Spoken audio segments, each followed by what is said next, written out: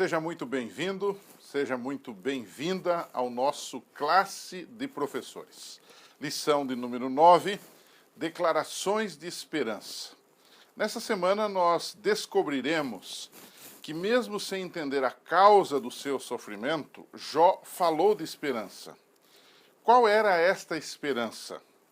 Jó percebeu que seus amigos estavam misturando verdades com mentiras. Então ele se defende no capítulo 13, a partir do verso 1.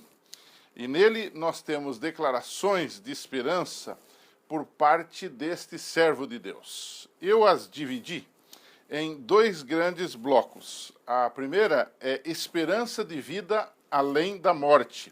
E a segunda é esperança de salvação que vem de Deus. Então, vamos começar com Jó 13, verso 15, aquele famoso verso que você já conhece, que diz assim: ainda que ele me mate, disse Jó, nele esperarei, contudo os meus caminhos defenderei diante dele.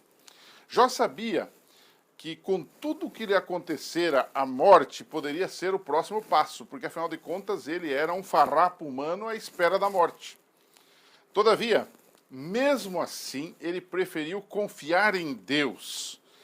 Esperança além da morte. Esperança além do túmulo, além da sepultura. Então, apesar de ele não entender tudo, muitas vezes nós não entendemos tudo o que nos sobrevém, todo o sofrimento que passamos. Mas devemos confiar que mesmo que a morte aconteça, ela não é o fim. Ou seja, há esperança para além da morte, se assim podemos dizer sobre o que Jó acreditava. E o segundo bloco vai numa direção também bastante interessante, porque ele diz esperança, eu coloquei como esperança na salvação que vem de Deus. No capítulo 13 também, esse é o objeto da nossa discussão nessa semana, verso 16 diz assim: também ele será a minha salvação, porém o hipócrita não virá perante ele. Aqui a gente vê uma pitadinha de, digamos, de mensagem para os seus amigos, que estavam tentando aconselhá-lo, mas estavam piorando as coisas para ele.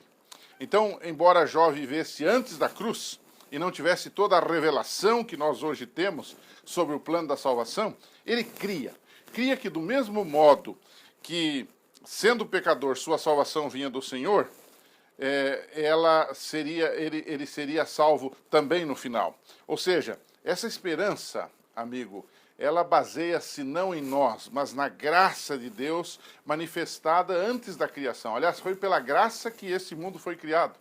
Alguns creem que a graça veio só com o advento do pecado, com a chegada do pecado. Não, a graça precede o próprio pecado. O pecado, na verdade, não pegou a Deus de surpresa. Nossa lição aborda um pouco desse aspecto. Jesus é o Cordeiro morto desde a fundação do mundo, Apocalipse 13, verso 8.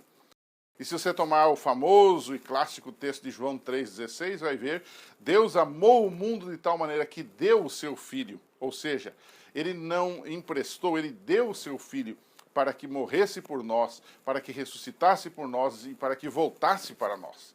Então, a conclusão da lição dessa semana, ela está relativamente simples, mas eu faria um exercício, estou recomendando um exercício. Peça que 3 alunos ali que estão à sua frente, cada um leia uma dessas seguintes passagens. A primeira delas, Gênesis 3,15, aquele famoso texto sobre a promessa de um Salvador para Adão logo após o pecado. O segundo texto, 1 Coríntios 10, verso 13, ele fala das provações. E o terceiro, Daniel 2,44, aquele famoso texto da vinda do reino de Deus, a esperança do reino de Deus. E peça para que cada um deles faça um breve comentário sobre cada um desses textos, que tipo de esperança cada um desses textos está falando. E aí você vai ter ali basicamente 3 respostas. No primeiro texto, esperança de salvação. No segundo, esperança de vitória sobre as provações.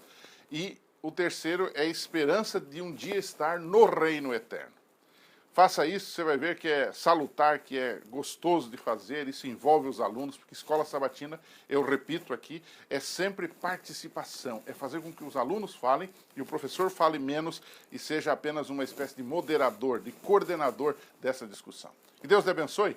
A gente volta aqui nesse espaço, no nosso programa especial do Classe de Professores. Anuncie para os seus amigos esse programa aqui. Até lá e a gente se encontra aqui.